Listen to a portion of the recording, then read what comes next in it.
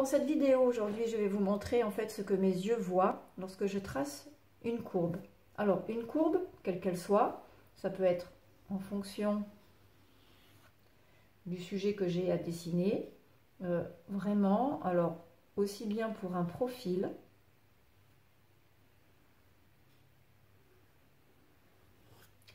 que sur n'importe quel sujet qui va comporter par moment des courbures que je vais devoir respecter.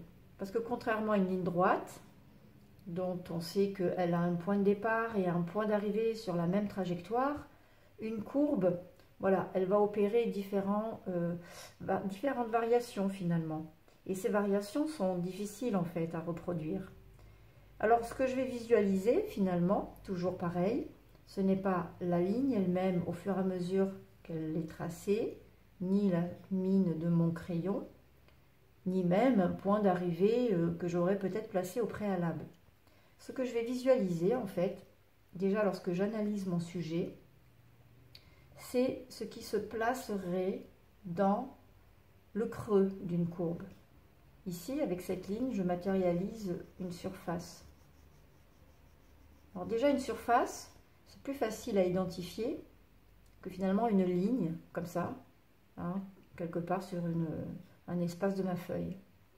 Je peux aussi soit délimiter comme ça une deuxième surface ici, que je peux donc hachurer pour vous montrer, mais que je visualise sur mon modèle, et qu'au moment où je trace, eh bien je m'arrange pour que cette surface-là puisse être identique. Donc je délimite, voilà, ici, par une ligne que je trace pour vous montrer, mais pour bien sûr laisser une espèce de frontière à cette surface qui est ouverte en réalité. Ce que je peux voir également, ce sont donc au-delà de cette surface hachurée, pourquoi pas une forme. Si je peux inclure un ovale ou un rond dans le creux de cette courbe, eh bien ça m'aidera probablement à dessiner cette courbe. Si ici je peux inclure un rond, viendra-t-il se placer là? Si c'est plus évident que je visualise une surface, ici par exemple triangulaire, alors je vais prendre appui visuellement sur cette surface au moment où j'aurai à retracer finalement voilà une courbe. Et là, je vais refaire la même chose, mais finalement je vais me servir d'abord d'un petit repère et ainsi, lorsque je suis sûre d'avoir la même surface, eh bien je sais que voilà ma courbure va pouvoir se placer ici.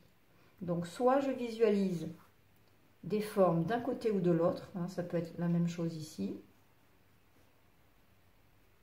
soit je peux introduire une forme simple, ronde, en général ovale, pourquoi pas, triangulaire, pourquoi pas.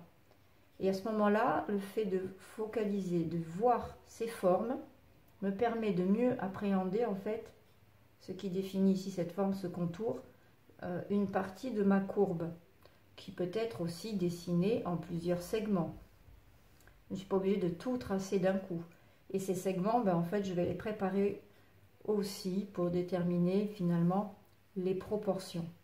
Ce qui fera l'objet d'une autre vidéo, notamment pour vérifier, voir, analyser tout ce qui est donc au niveau des proportions sur un volume. Voilà, j'espère que cette vidéo vous aura donc aiguillé sur la voie des courbes. Je vous dis à bientôt.